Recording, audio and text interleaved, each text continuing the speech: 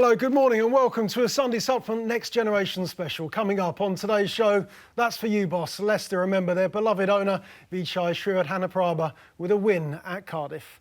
The big boys, they've been caught out. Manchester United, Manchester City, Liverpool, Arsenal and Chelsea allegedly involved in talks about a breakaway European Super League. And Rooney, he's back for England. That's right, Wayne Rooney. He'll be picked for the England squad to face the USA at Wembley later this month. Well, timing is everything, of course. And the man with one of the biggest sports stories of the year so far, he's with us, Mike McGrath, making his debut from The Sun. Melissa Reddy, she's the senior football correspondent at the website joe.co.uk. Adam Crafton is a sports reporter with the Daily Mail. Morning, guys. Good to see you. Thanks very much for coming on this morning. Don't forget, you can tweet the show at Sunday Sup. The best will appear on your screen over the next 90 minutes. Let's have a look at the papers then. The back page, the tributes, of course, to Vichai. This is the Sunday Mirror. This is for you, Damari Gray's goal yesterday. The winner, a fitting tribute to the owner, the man who made it all happen, the man who made the dream to win the Premier League title with Leicester City. On the back page, reflections there. He changed our lives, on the back of the Sunday People as well, and the back of the Daily Mail, the Mail on Sunday rather, this morning.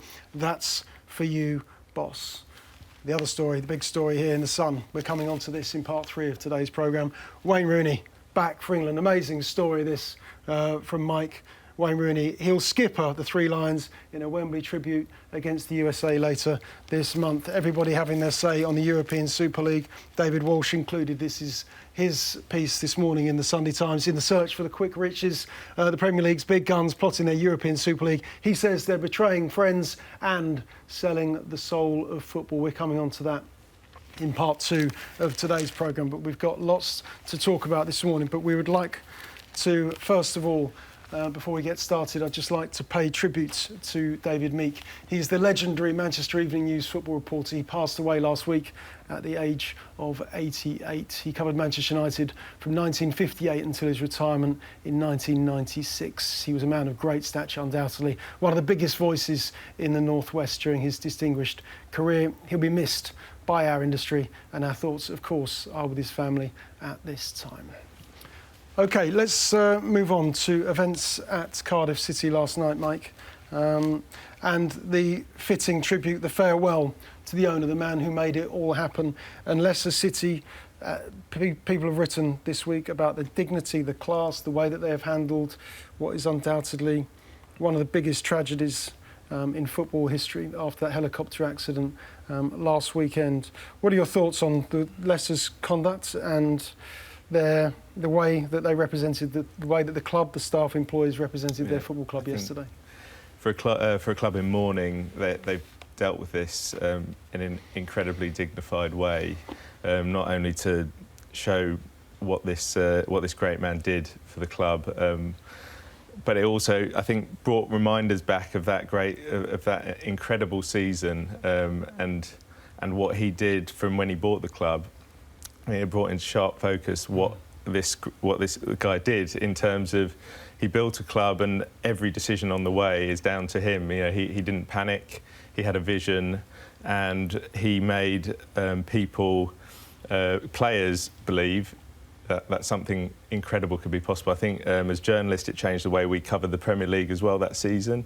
He took players from, I think, seeing Kasper Schmeichel there, you know, in tears. It shows you he changed the lives of these people. Kasper Schmeichel was at Notts County and Leeds before Leicester. We all know about the Jamie Vardy story. It is down to one person with a vision. Without this person, without Kun Vichai, there is no story, and that's why it's been such a incredibly emotional week. And so I think they've dealt with it extremely well. Yeah, they did again yesterday. The minute silence before the game, Melissa, as well. Neil Warnock had spoken before the game. Claude Puel saying, look, the game and the context of it, the result doesn't matter. But certainly in terms of the way that Mike spoke, they behaved yesterday with incredible dignity.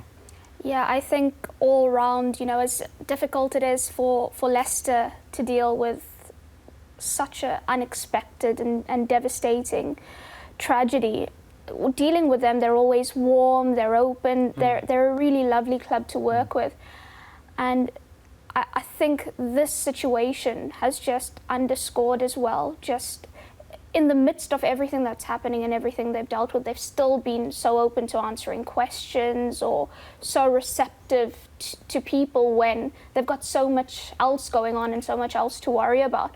But I think credit to Cardiff as well, because it's not easy to, you know, have to host something so emotive, and I think they went all out, you know, the matchday program, the advertising, hoardings, and I think all round just the pre-match visual, it was a fitting farewell. I don't think anyone watching wasn't touched by it and didn't feel something by it.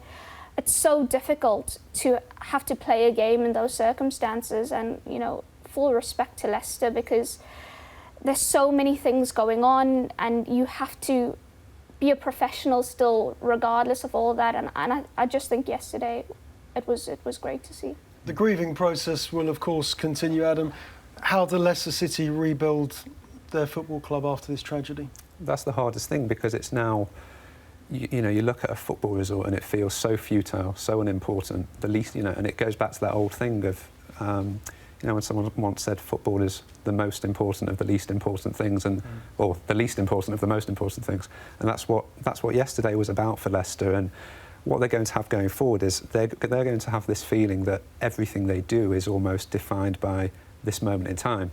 How they come to terms with that will actually go a long way to telling us how they do in the next few years. It's going to be a really difficult thing.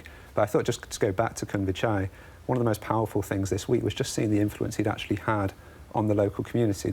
You know, there was a guy whose family had been harmed in a fire, in an explosion, and he'd reached out to this family, he'd taken them to a game. And I think these are the things that, because during his life he was such a private guy, we actually knew nothing, we didn't really know about these things. And it's brought into focus just how powerful a good owner can be, not just to a club but to a community. We should also remember there were 4 other people who were in that helicopter accident. I know that, of course, the man who made it all happen for Leicester City, but there were another 4 people on board as well, and those guys should not be forgotten in this tragedy as well. No, the pictures were on the big screen and fully part of the tribute yesterday. So I think that which was fitting. Inevitably, because of the work that as they call him, as the boss did, it's going to be on Vichai, all the focus. But yes, I think they did do that well yesterday as well. Yeah. Just like to touch on Demarai Gray, the goal scorer, and his celebration yesterday. I think we can understand the outpouring of emotion that he had a T-shirt on, of course, yesterday. He was booked by referee Lee Prober. Given the situation, given the circumstances, should this have been overlooked? It's a tough one because it is the rule, and a referee, I don't think, can choose when to apply a rule. So, you know, if there was a Cardiff player who scored and celebrated and, you know, unveiled a personal message for his friend at home that's going through something that we have no idea about, would we then have the same sort of reaction? I don't think. I've seen a lot of absolutely disgusting from Probert. He should be ashamed of himself, hang his head in shame, and all those kind of things. And that's such an overreaction. It is emotional. I don't agree with the rule itself, but his job is to implement the rules, and that's only what he did. You could actually see his face as Demarai Gray runs past him. You could see him go, I can't believe it.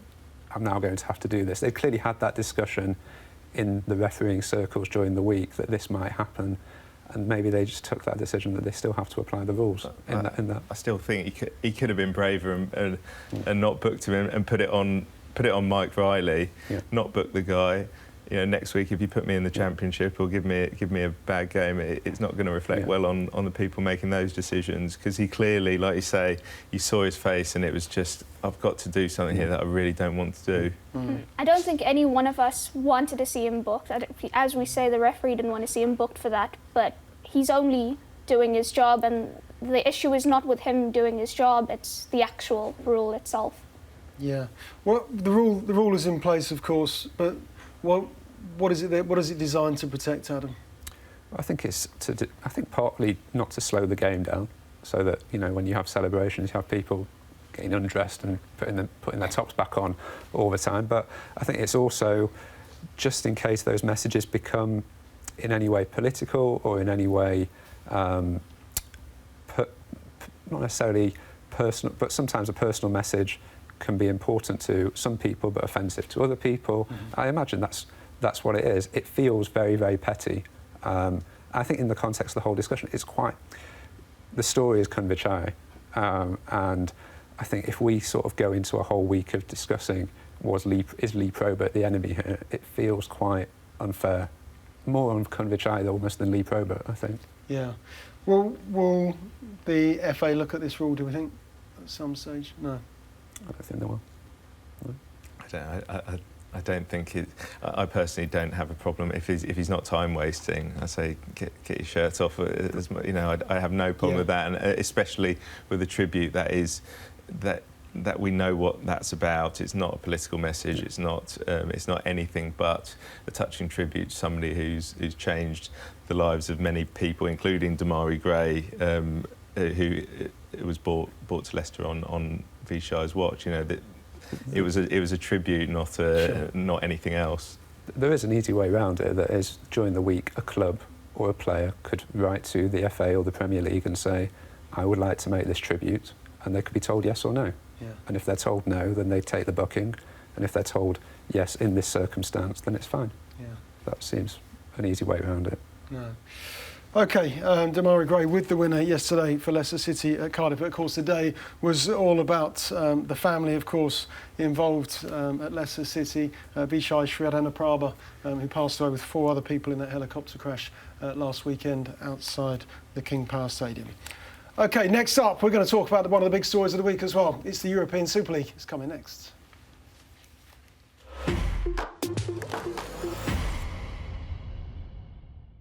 Welcome back to a Next Generation special. It makes me feel very old saying that.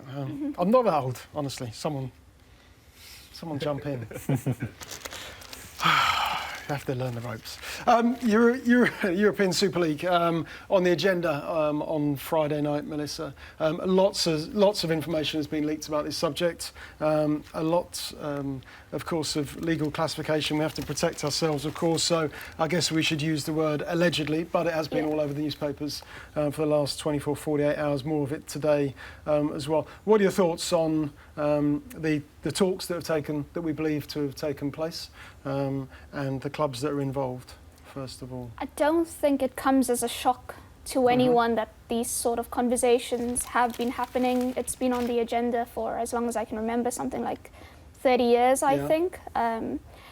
For me, it's got nothing to do with innovation or trying to deliver a supreme product or, you know, trying to take the game to the next level. It's only about making the rich richer, creating a bigger divide than there already is. I don't think that's good for football at all. Some of my favourite recent stories have been, I mean, you see Bournemouth 91st in the Football League, and look at where they are now. The progression they've made under Eddie Howe, Huddersfield, and how they've done under David Wagner against all the odds. That is what football is about, those kind of stories. We spoke about Leicester at the top of the show. That is football. This super elite, I mean, we've already got the Champions League. And even that, as much as that competition is the benchmark, often you get to a period where you're like, we're watching the same game, you know, and get to the knockout stages. And you do get a little bit tired of it. So I cannot imagine watching those few clubs compete against each other all the time and it having that novel effect that's been advertised. When you were at Arsenal against Liverpool last night at the Emirates, weren't you? That's a fixture, of course, we've grown accustomed to over the years. But is there a point watching that fixture when you become jaundiced at all by watching it? It's Arsenal-Liverpool yet again. It's always a big game, but we always sell it as it's bigger than the last time they met. I think it's different in that it's not manufactured. It's historical. It's teams in this league play each other. It's not, okay, we've concocted this idea that only these teams are going to be involved. Anything can happen in the process of Arsenal, Liverpool, you know, in terms of Wenger's gone, new manager comes in. So you're dealing with all those factors and it's natural. It's just what materializes in the league. Whereas this is very much sort of like an airbrushed version of football. This is the purest form. This is the best form. And that's not right. Is there any way that it could work? No. Is there any way you could be convinced that these clubs breaking away, for example, from English football, from the Premier League, can be a good thing? No, because it would be a world without Liverpool against Everton, Arsenal against Tottenham. If you take it abroad, you're then looking, Roma aren't going to play Lazio anymore. You try telling that to those Roma and Lazio fans. So I don't understand how it can work. The problem is that people would watch it. People would watch it. We would cover it. Would people still go to it? But that's one of the... OK, I know there are millions, there's a tranche of emails.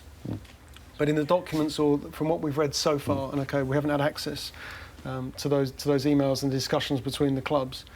But the one thing that struck me more than anything, Adam, was there was no mention of, if we break away, if Bayern Munich, if Real Madrid, Barcelona, Liverpool, etc., if they break away, will our fans still watch us play? The traditional fans that Melissa was talking about, the traditional power base of a football club, will those fans still watch? I think with some exceptions, a lot of the people that would be making these decisions don't really care. And I think that's what we have to remember when we have these discussions. They don't care if, you know, your Manchester United fans from Salford, from Trafford are going to the games, or whether they can sell out 100,000 over in the States. As long as they're selling tickets and getting the TV audiences that they need, they will be content. What they are clearly missing out on is that part of what attracts those fans in America in the first place is that history, that tapestry that is built up over a long period of time. And I just do not see how anyone who is involved in football, who actually goes to football matches, who speaks to fans, who just has any sense of the history and the excitement that surrounds derby matches, or even a game like yesterday where Bournemouth play Manchester United. It was a brilliant game. And it's a game which just wouldn't be possible anymore. And those games between Arsenal and Liverpool become all the more memorable and significant because they aren't every week, because they are sandwiched between games, you know, West Ham against Arsenal or West Ham against Chelsea. Those are the games that, you know, you remember at the end of the season, you almost remember your last-minute winner at Bournemouth more than you remember the 1-1 draw between Arsenal and Liverpool, if you know, for those fans of the particular clubs. So it annoys me because how it can work, I do not understand. But does money talk here? Because in terms of the wealth of the Champions League, the solidarity payments to the clubs, we're looking for a hugely successful club in the Champions League, big run to the semi-final, final, 90, 100 million euros, convert that into sterling, we're talking 80, 90 million pounds. Whereas Charlie Stiltano, who's leading the talks of the European Super League, is talking, well, actually, we won't just double that, we'll turn that into 400-500 million pounds a year.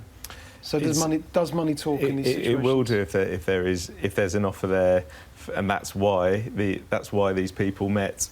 It was 2 years ago. I've got to big up my colleague Alan Nixon here, who reported at the time. He reported as they were coming out of Dorchester, I think, and 2 years later, it's this meeting has been revealed. And I think what it does show as well is this American influence, American owners in the Premier League. There's a huge American influence, and their great product over there is NFL, which has no relegation or promotion, and I think that is the absolute essence of this game that we love. You know, that is why there's everything riding on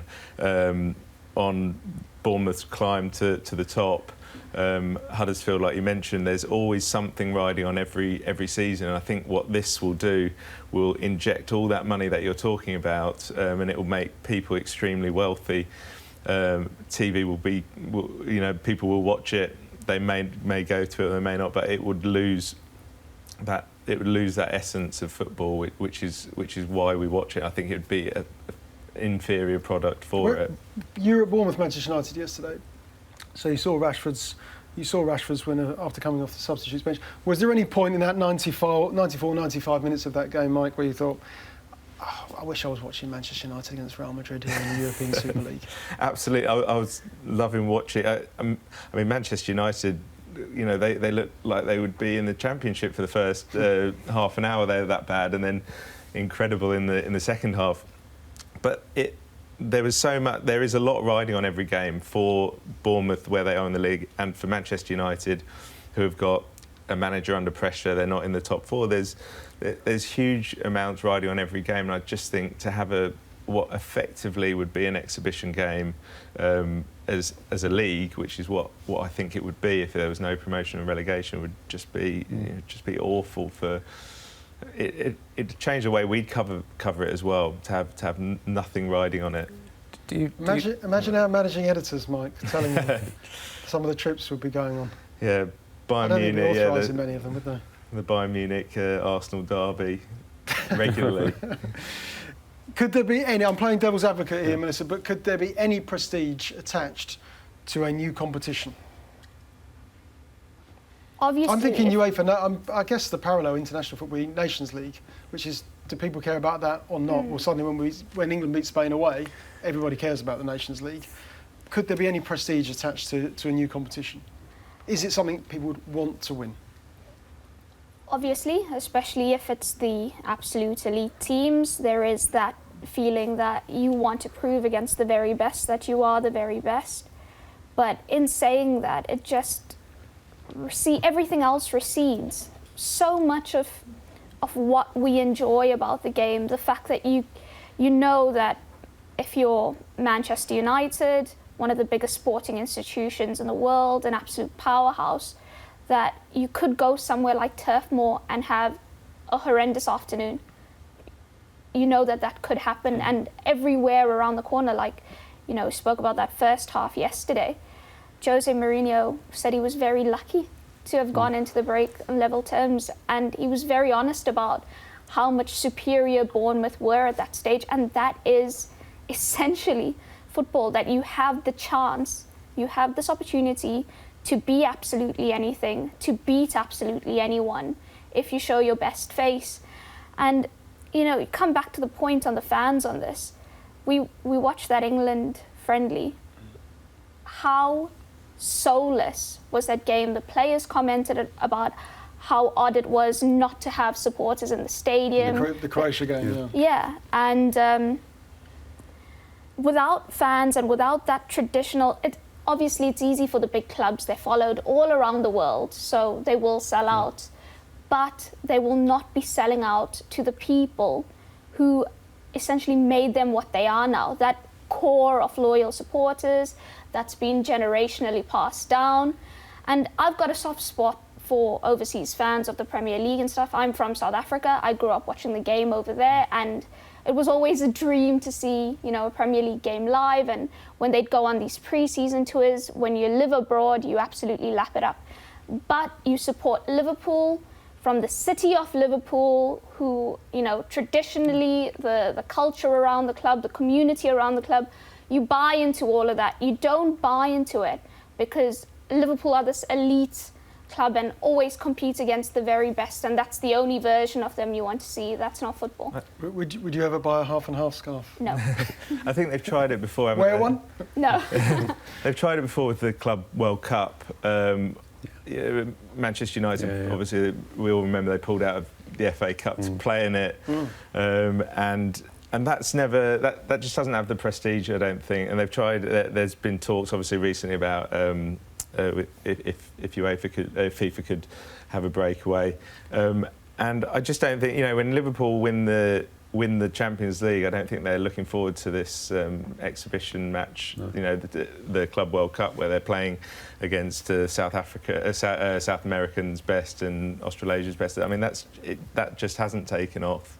I think it's very difficult to get a new tournament going, because effectively the Champions League is still, you still get the big European Cup trophy, which is what they're all fighting for. The prestige of it. Is there any blame attached to the clubs for going to the meeting? Yeah, I think so, because I think this idea of a European Super League is actually born out of the success of the Premier League. Because if you look at the German league, the Italian league, I'm going to see Bate Borisov in Minsk this week play against Chelsea. But Juventus, Bayern Munich, Bate Borisov have all just dominated their leagues now for the last 7 or 8 years. The Premier League is the great exception. Apart from the Spanish league, PSG are now dominating France. So I think it's an initiative for these top clubs that are too good now for their own leagues through their own greed in their own countries to then take it across Europe. What I don't understand is why the Premier League clubs, who already have these extraordinary television deals, all this amazing marketing, why they feel the need. Just they're already so rich. Why do you need to then to milk it even more? At what point do you just say stop? At what point do you accept it for what it is at the moment and accept the amazing product that you have? It's not about the spirit of competition, and I think that for me is the jarring thing. It's not about this is going to be the great matchups and this is the only football you should watch. That's a side product. It's all about the commercial deals, the sponsorship we could bring in, the amount of TV money we could make from this, the merchandise that you can generate from these kind of things.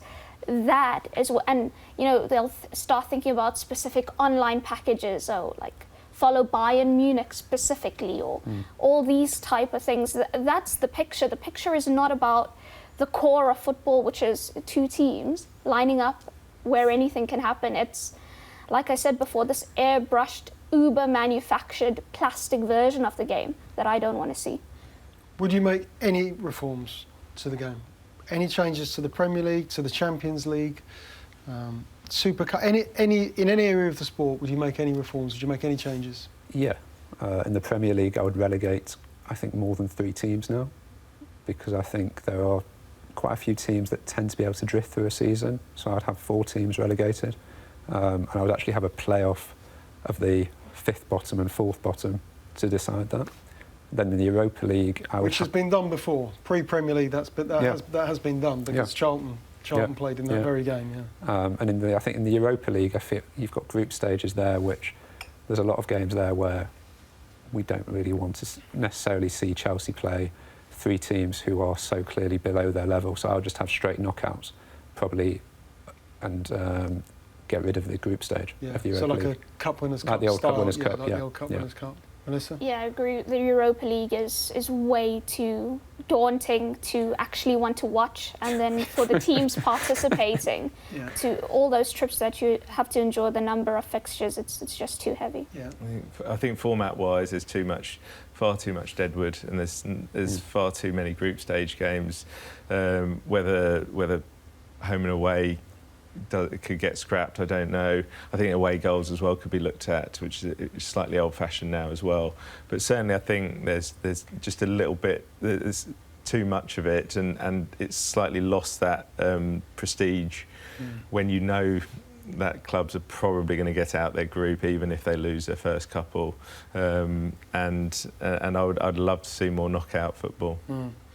How will Tottenham feel about not being involved in this? Well, Daniel Levy more specifically, because if ever there was a money man in the Premier League, it's got to be Daniel. But they weren't involved in these initial talks. David Walsh has written extensively on that subject this morning, and uses Tottenham as the example of the Premier League clubs betraying their friends and selling the soul of the game.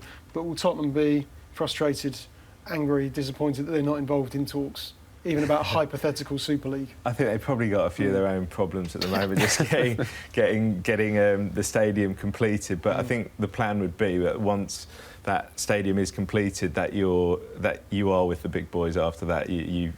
Your prestige speaks for itself, and that you would put a case forward where you'd have to be included, or perhaps even invited.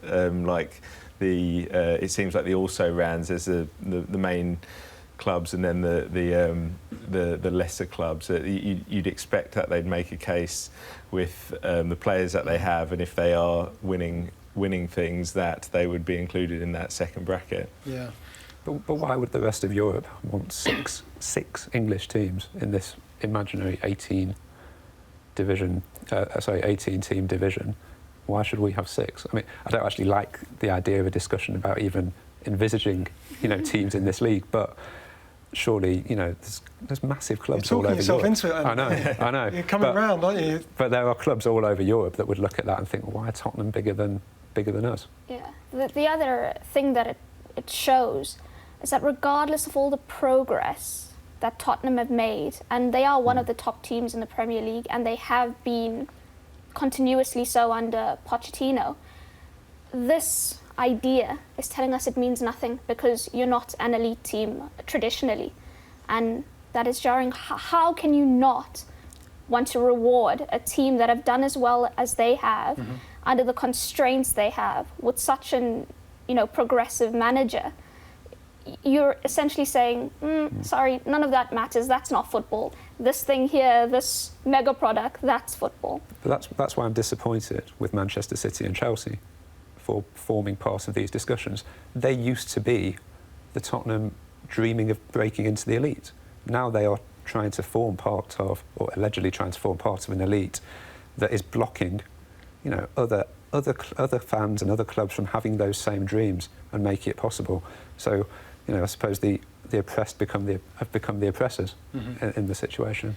Just finally on the Tottenham point, you talked about them wanting to break into the elite, Melissa, and if they're not there, they're almost there, aren't they? They've got a manager in demand. They won last night. They survived in the end at Wolves. And we know, of course, that Real Madrid want to or need to appoint a new coach. They won at the weekend too. Is Pochettino the man? Is there any way they can convince him to move at this stage? I think that's always been on the agenda, Real Madrid and Pochettino. It's been spoken about for, I would say, 2 years, if not more. It makes complete sense because of, like I said, how progressive he is, the way he sees football. He's able to develop players, patterns, everything that you practically want in a manager at a top club.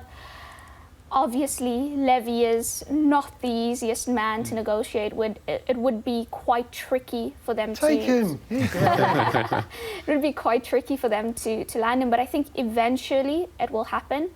And I cannot underscore, people will say he's not won anything. And I must have been asleep when Spurs were continuously winning things for all those years before he arrived, because what he's done at that club is more important than a piece of silverware. Tottenham are thought of now as title candidates. Their fans have the expectation. They have a say in it, don't they? Their fans have the expectation that they should be in that conversation. And that is because of the work that he's done. He's a remarkable manager. He's built a very, very good squad, well balanced. And Spurs would be very unfortunate to lose him. The other thing is, I don't know how much further he can take this club under the constraints he has, because the job he's done should be applauded, should be saluted, but I think I can't see with Manchester City being this absolute juggernaut, with Liverpool improving, Chelsea, Arsenal starting to really absorb Emery's principles. I don't see what more he can do with Spurs to elevate them. And the other thing is, players will start to get impatient. Dele Alli, he'll have opportunities to go. Eriksen, job he's done is sensational, and I think Spurs should already be thinking about the contingency plan if and when he does leave. Apart from that last bit, Melissa, Tottenham fans are going to absolutely love you for that.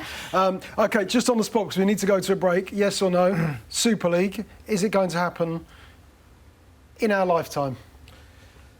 Yes, because I'm still quite young, unlike you, Neil. Thank you.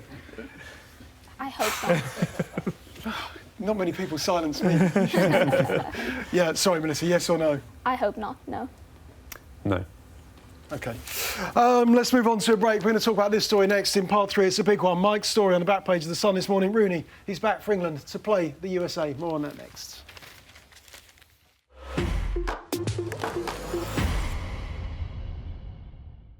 Welcome back with us this morning, Mike McGrath, Melissa Reddy and Adam Crafton. Let's just remind you what's in the papers this morning. Lots of tributes, of course, to the Leicester owner, Vichai Srivaddhanaprabha, after the tragic helicopter accident outside the King Power last Saturday evening. He changed our lives. That's after Leicester's victory at Cardiff. The goal scored, the winning goal scored by Damari Gray. That's for you, Vichai. That's the back page of the Sunday Mirror this morning. On the back page of the Mail on Sunday too. That's for you, boss.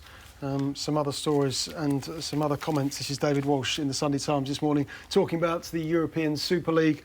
In the search for the quick riches, Premier League clubs have sold the soul of the game. We've just been talking about that. But the story I'd like to talk about now is this one, and it's a big one. back page of The Sun this morning. This is Mike's story, and as luck would have it, he's here with us to talk about it, world exclusive, and it is a genuine world exclusive. Rooney, he's back for England. He'll skip the 3 Lions, amazingly, for England against the USA, of course, where he's now playing his football in MLS. Mike, talk us through this story, because it is an absolute belter. So I think the start of the story lies with the FA and them always wanting to do something to acknowledge what Rooney has done for England. He's captained them. He is England's record goal scorer, and the way he left the squad and announced his retirement was quite hasty. Really, there was he was, as we know, he was dropped from Gareth Southgate's squad. Gareth wanted to bring him back. And at that point, Wayne decided to call it a day on the international stage. So there was no time to really get anything done before the World Cup, which Gareth was preparing for, and it got forgotten a bit, really. And the FA have always wanted to do something to honour him, and this the stars or the Stars and Stripes have kind of aligned for this, and with the USA international coming up, it gives an opportunity for Wayne to be part of the England team to win his 120th cap, and I think it's helped by the fact that he is he was at DC United and played such an incredible part in their season. I think without him being in that form, then maybe he wouldn't be playing. But that's what's arisen. Yeah, I mean, it is an amazing story. Does it? I mean, David Beckham didn't get an honour like this. 115 caps for his country. Other Centurions, Gerrard, Frank Lampard, go back, World Cup winning captain. Those players didn't have this honour bestowed upon them. Is this symptomatic? Is this a reflection of the modern world? No, I think it's a reflection of somebody who has broken records for England. I know David Beckham he's got the outfield record, and there is, but I think at the heart of it is the fact that there was no chance to say goodbye properly, and this offers a chance to do it. And also, I think it does. He is at the absolute. He's scored more goals than Gary Lineker, who scored more goals than Sir Bobby Charlton. I think that is at the heart of it. He has been from when we first saw him, 2003 to 2004. He has been somebody that we have put all our hopes on at times. He never got as far as the guys did in Russia. But I don't think his contribution at all has been forgotten, and it certainly won't be in the next couple of weeks. It's a big call by the FA, by Gareth Southgate. Melissa, does this still have the prestige of an international fixture for you, or will it feel more like a testimonial? It will feel like a testimonial, but in fairness, friendlies don't really mean much at all. The fact that this has that element of saying, goodbye and thank you to Rooney probably gives it a little bit more interest and appeal, really. Otherwise, no one would really be concerned about it. You spoke about the players that didn't get anything nice done for them, and perhaps this is a realization that actually we should, if we can, do something for people who have served the national team so well. And I think Rooney deserves it. Towards the latter stages of his career, he received a lot of stick, and people want him to still be 21-year-old, 22-year-old Wayne Rooney, and he can't be that version of himself anymore. But you shouldn't lose sight of how well he did at club level and how much he contributed to the national team. Adam? I think you have to divide it into 2 sections. On the one hand, it's for the NSPCC, it's for the Wayne Rooney Foundation. This is all. I don't think anybody will argue with that side of it at all, and also recognition of what Rooney's achieved. Interesting precedent, though. Totally. I think the issue is that I think it's they play. This is the game before they play Croatia. Now, Gareth Southgate believes this Nations League is a big thing for England. If England were to win this, then it would give the country, I think, huge belief ahead of Euro 2020, and it's a very big game against Croatia. Gareth Southgate only gets so many games in a calendar year to develop his philosophy, to bring through these players that he's trying to bring through. So I think there's a question as to how much of this game Wayne Rooney's going to play, because this is valuable time, actually, for Gareth Southgate. And it will be interesting in the next few weeks just to see, how happy Southgate is about this as well. Does it devalue it, the game? I think it devalues the experience for Southgate and this young group of players. Like I say, it's very valuable time that they need to make the most of. But on the other hand, Wayne Rooney, and I think the other thing about Rooney is one of the reasons why his goodbye was not so ceremonious was partly due to his own indiscretions towards the end of it. So therefore, you could argue that he himself lost himself that opportunity as well, and he's also, he's fallen away as you would expect of someone of his age. And I just think that Southgate, after what he achieved this summer, deserves all the time that is at his disposal to develop this new group of players. If he scores a hat-trick, against the USA, does he stay in the squad for Croatia? an injury or two, he might have to, because it's. But I don't think so. I think it will be 120 and out, but it brings, it does bring the question into whether, whether he should say if he scored a hat-trick. But I do also, what I said before, I do believe that if he was retired from playing, I don't think this would happen. He's a guy who's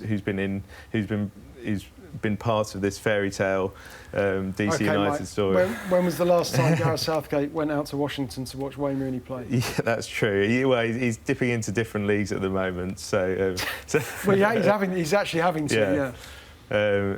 But it's not like he's retired completely. He's got a 3-year contract.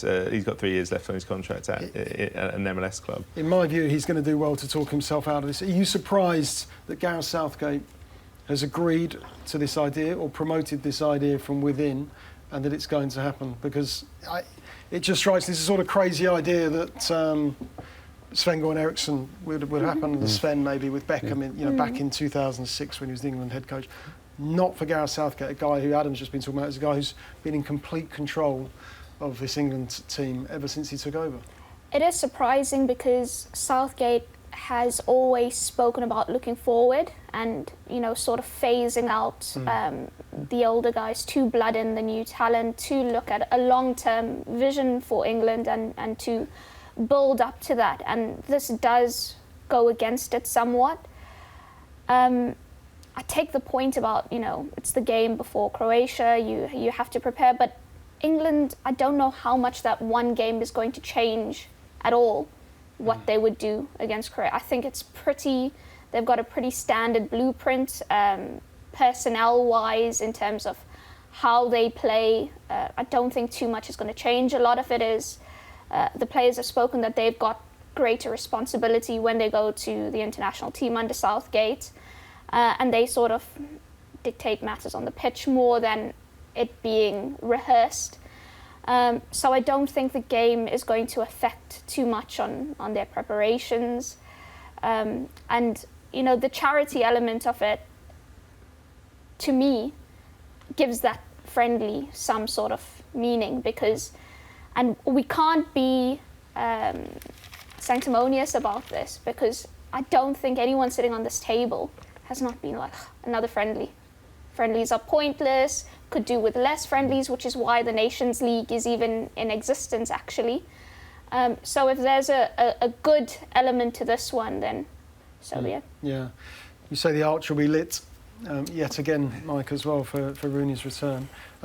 You were at Bournemouth yesterday. I just want to touch on some of the players who could possibly be called, some of the other players who could possibly be called into this squad, perhaps some who've justified a place in the current squad. Was there anybody at Bournemouth yesterday? Yeah, there was. There was the goal that Bournemouth scored actually was started by Lewis Cook, who was excellent.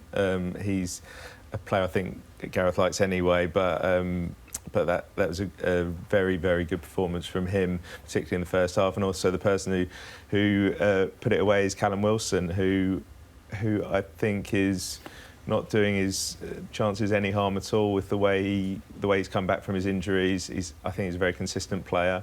I think he would be somebody that wouldn't. He looks like the character as well is possibly somebody that would work well in Gareth's squad. So among others, those two were excellent. Should there be an inquest into Brooks as well? Of course, playing for Wales. Yeah, I mean he looks he looks so thin. He's like a whipper. I think we did an interview in our paper saying that he does actually want to bulk out as well, but he's extreme. The skill level is very, very high. Great imagination and fearlessness that you see from him. He is definitely one for the future. I think he's talking about copying Bale's physique, and certainly he looks to be on that track because, for a guy his age and his build, he's doing some very, very good things. Yeah. OK, Gareth Southgate naming his squad for those games against the USA and Croatia later this week. That's on Thursday at Wembley Stadium. Thanks, Mike. Great story, by the way. Rooney back for England. OK, next up, we're going to talk about the perils of social media. That's coming and next in part 4 of the Sunday Supplement.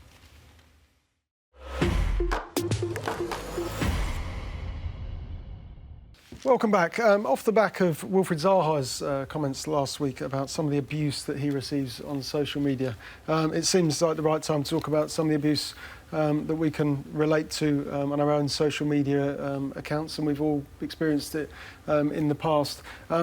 Adam, if I could come to you first, because you have been there before with Arsenal supporters. I don't know if it's notorious. It certainly is. For those who know, it's notorious because you were once asked to pick a combined Tottenham and Arsenal team before a North London derby, and you didn't pick a single Arsenal player, did you?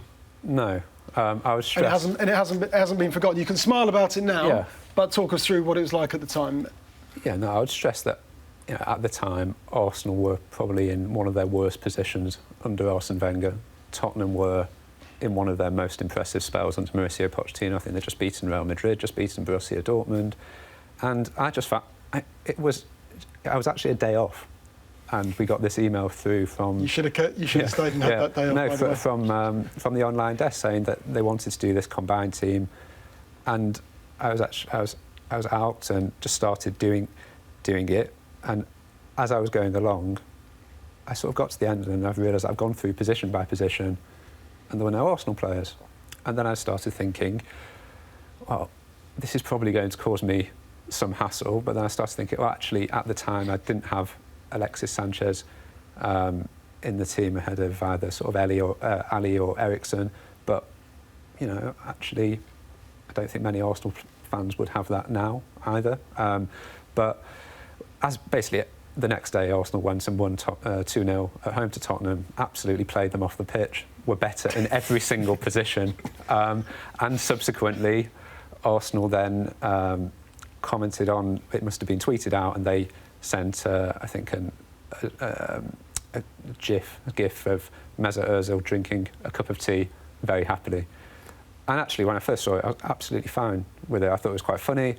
But then as the day went on, because Arsenal then also retweeted it to their 12 million, 15 million followers, it just became this sort of incessant stream of abuse. I had my direct messages open on Twitter, which meant that actually a lot of the worst stuff people wouldn't have seen, and it became stuff such as, die you Jew, you're gay, I'm going to find you. Someone then said, I know where your parents live. So at that point, I was a bit like, it was a little bit unnerving, but also you think, well, it'll probably be okay. And then it just kept going on. And then I just put out a tweet saying, actually, I am okay with this. I am coping with this okay. But there will be some journalists who are at a different point in their lives, maybe a little vulnerable at that moment, seeing all this stream of invective and find it difficult to deal with. I would probably say that if I was to do a combined team again, I probably, wouldn't do that, but equally it wasn't meriting, the stream of abuse that came along. But I don't think, obviously what Wilfried Zaha has said this week is also incredibly disturbing, but I don't think this is really a football problem. It is a society problem. It is something that is infecting all parts of society, political life, basically anyone who has any sort of public profile. And the biggest mistake that was ever made with social media was that it was allowed for people to be anonymous. That should never have been allowed on social media, because that has created a culture and an environment where people basically just create accounts to abuse people. And yes, there are laws against harassment and racial abuse or misogynistic abuse, but the police do not have the time or resources to be going through all of these things. So it creates an incredibly difficult situation where actually nobody really in British society or outside of British society, because it's not even just a society problem, it's all over the world. And it is disrupting the world politically now, as we're seeing. So it's a really difficult situation, and I'm not sure it's something which the FA, we look to the FA as, almost like a government at times to fix issues. It's not something they can fix alone. Does it affect you, Melissa? And what are the solutions? Are there any practical solutions? Does it affect me? I try not to pay attention, because often it's not anything to do with something I've written or an opinion that I've had.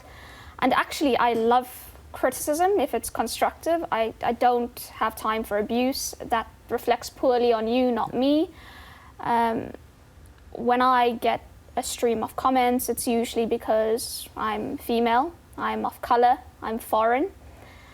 And all those things I'm incredibly proud of. If you've got a problem with that, that's your problem, not mine. If your life is so miserable that you feel you need to go on your keyboard and bash away words at somebody else to make yourself feel better, again, reflects on you, not on me. I do think it's absolutely intolerable that anyone should be getting abuse about, their race or their sexuality, the color, whatever it may be, their gender. And again, as Adam said, it's a reflection on society. And people need their mindsets changed. And unfortunately, I don't think, and we as media as well are responsible. Some of the things you read in the papers only fuel this kind of behavior, this kind of thought process.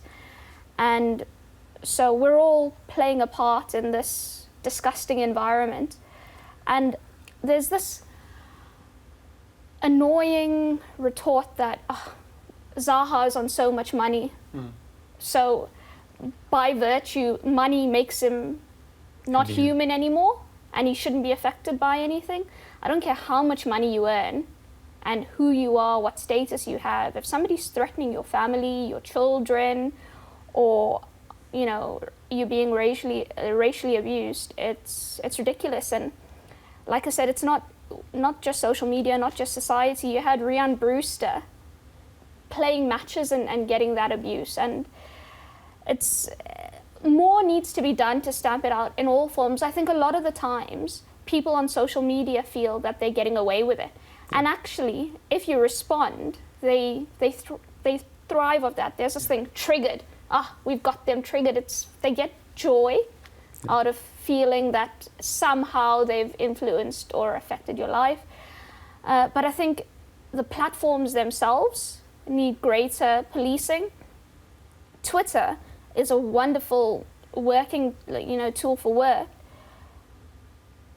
You can flag comments as being abusive. They will have terms in there, slag, derogatory, racist statements. You'll flag it, and Twitter will come back and say these comments aren't harmful. Yeah. How can you be such a massive platform, so worth so much money, with so many users, and how can you not term comments that are quite clearly sexist, racist, just vile and that are way over the line? I don't know how you can term them not harmful. Yet, if you put a video up that belongs to somebody else, within 10 seconds it's down and you can get your account suspended. So the priorities are all warped. What are the solutions beyond everybody policing it better? I just don't know, but people should just grow up and stop feeling they need to abuse others. Should there be government intervention, government legislation? I think so, yeah, because there is that element of nothing's going to happen to me if I say this, and your account gets temporarily suspended, or you create a different account, or and the cycle just continues. So unless people start seeing active punishment, massive fines, jail time, and the thing is, if an editor does something like we've seen with that health editor and the vegan comment that he made on and the calls for him to be sacked because he's got this position, yet any other person can randomly say stuff, and because they're not high profile or of substance, just gets they've said that, whatever, and life goes on. But it shouldn't be because of who you are that you get punished. It should be blanket punishment, because that behavior is unacceptable. But I have to state this, it's not just on social media, that behavior is unacceptable in society, and that the policing needs to start in society before it can then move everywhere else. Mike, that manifested itself yesterday in terms of society. James McClean, when he walked off the field yesterday, Matic walking off the field, Matic at Manchester United yesterday wasn't wearing a poppy. McClean, as we know, doesn't wear a poppy. What about those circumstances? Social media turned on Matic, but fans clearly turned on McClean yesterday again. I think it's part of a kind of mob rule where, unfortunately, if you're in a stadium among a crowd, or if you're behind a keyboard, it seems to be that nothing's off limits. You can say what you want. You can chant what you want, when that really isn't the case. To the point where you have footballers who are doing things which may infringe on the game. There may be fouls in the take Wilf Zaha. I think the reputation of somebody who takes a dive might precede him, which is why he's disliked by others. Neil Lennon did what he did during the week in front of fans. None of that is that's not criminal behaviour. Whereas if some of the having a coin thrown at you is, or having racist abuse on social media and threatening abuse, these are criminal acts. So I think it's part of this this strange environment that we live in, where it seems like anything goes, and when you're part of the crowd, or if you're online, you can actually do anything you want. Melissa, could I just pick you up on the three of us were wearing poppies? We just mentioned Matic, McClean as well, who choose not to wear a poppy. Is there any particular reason in terms of your own beliefs why you don't wear one? Yeah, it personally means nothing to me, and I think it's worse for you to wear one because you're expected to wear one when you do not equate any sorts of emotion or your own personal beliefs or feelings or experiences with that. If you choose not to wear it, and that's your personal decision, it should be respected. If you choose to wear it, it should be respected. McClean's absolutely right in his personal choice not to wear it. His reasoning is clear. It would be quite odd for people to force him to wear it, given his reasoning. And I don't understand why there's such intolerance for everything. We're all different. We don't have to think exactly the same. We don't have to look exactly the same. We don't have to all act exactly the same. And I really, really, really despise the sort of collective, oh my God, how dare you not wear a poppy? You have to wear a poppy. If you don't wear a poppy, there's going to be all this reaction, and we're going to have to deal with this, and we're going to have to put out a statement about this. It's a personal thing. If you want to, do it. If you don't want to, it's okay. Adam, I must say, I didn't notice it. It was our desk who alerted me to it, which kind of shows that I think people are looking constantly. Maybe not myself. It passed me by. But people are looking to whether these players, and checking everyone to see if they're actually wearing it. Yeah, sure. Why though? Well, I think like you say, it is an issue. If somebody isn't wearing it, it clearly from the responses is seen as a form of disrespect, which people are very upset about. Is it not disrespectful if I wear one, having no inkling or no feeling or just wearing one for the sake of wearing one, not to get grief? I think that's disrespectful. Adam, you have a choice. You have a choice before you came on the programme this morning whether you wanted to wear one. You decided to wear one, but why did you decide to wear poppy? I wear one because I grew up in Britain, and I grew up in Britain because of sacrifices that have been made generations before me, and for a few days a year that I wear a poppy. That's just my decision, respect other people's decision. It would never really cross my mind because we've been socially conditioned to do that growing up. So for me to then take that off would feel like more of a statement than actually wearing it. Yeah. So I think for Melissa it's probably different because you grew up in South Africa. So it's a different thing. We grew up in school wearing a poppy, and it was just what you do at this time of year to show your respect for a few days a year. Yeah. Sure. OK, good stuff, guys. Thanks very much. OK, next up, we're going to talk about Manchester City. We'll also get on to Chelsea. Big game for them this afternoon at Stamford Bridge against Crystal Palace. More on that coming next.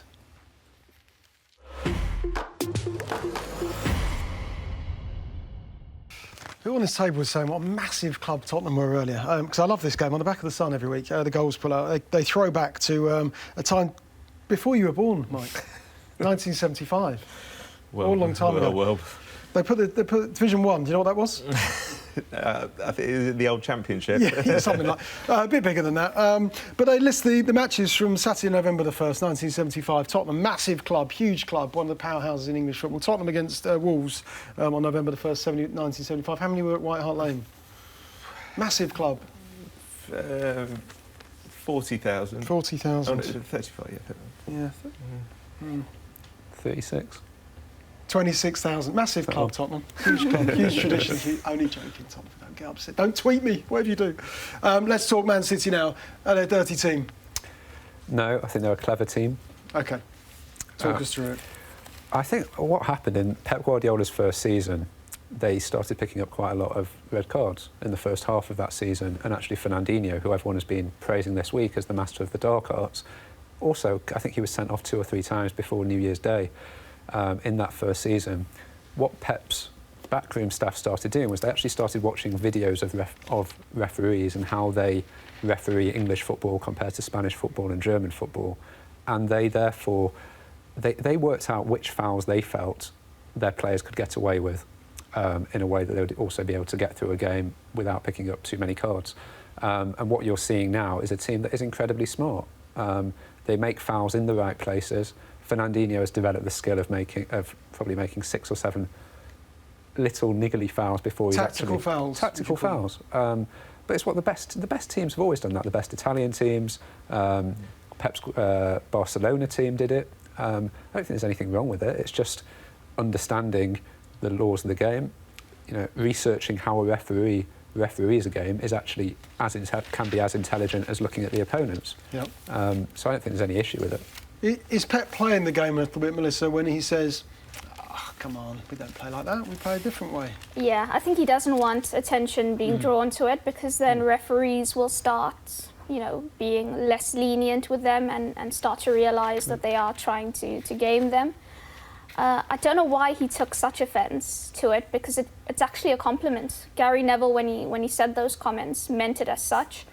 And I think, teams are looking for every sort of advantage they can, whether it be, throw-ins and that is also gaining an added advantage. I think it's cunning, I think it's smart, and City are exceptional at doing it. I do think the reason he's come out so strongly is just to, dissuade people, and I think he doesn't want it to overshadow the fact that they do play brilliant football. They are an exceptional team. It is the truth, though, that they're very skilled at that. Yeah, but Gary Neville will inevitably draw attention to it because he said Fernandinho must make 400 fouls a match. Of course, he was exaggerating, but of course he's drawing attention to what he sees? Yeah. Or to what he believes? I was up at Carrington when Jose Mourinho actually pointed it out last season, and he said, just watch what Fernandinho does, because, like you say, it's very clever. It reminds me of what Gilberto Silva did for that Arsenal team, and the key to it is getting away with it without the yellow card. I think that's the big thing, and the key is getting away with it, like other infringements of the game, like diving. This is another. If you get away with it, you're going to have a better chance of winning this game. And he's very skilled at it. He does it with a smile as well. I think you've got to play all those elements, which they really are masters at, and it's difficult to counter-attack them cleanly. It's quite difficult for him to insist that's not the case, though, Guardiola, considering members of his backroom team have sort of admitted it, I think, previously, that they have looked at footage, that they have studied it, that they have thought this is a clever way to regain our positioning, our organisation, just slow the game down, get back in control. Will they need those tactics this afternoon against Southampton at home at the Etihad? I don't think so. City, remarkably, what they did last season, I thought, benchmark, how do they possibly top it? Surely there has to be some sort of drop-off. But their underlying numbers in terms of everything, shots against, expected goals, it's just sensational. They seem to keep finding another level. What is amazing about this team is often when you're successful, your appetite can diminish, you get complacent. They aren't. They are always on it, determined, driven, and that's a mark, I think, of his management. OK, all things going well for Manchester City, things going well for Chelsea. They play Palace this afternoon at Stamford Bridge. That game, of course, on Sky Sports main event, Adam.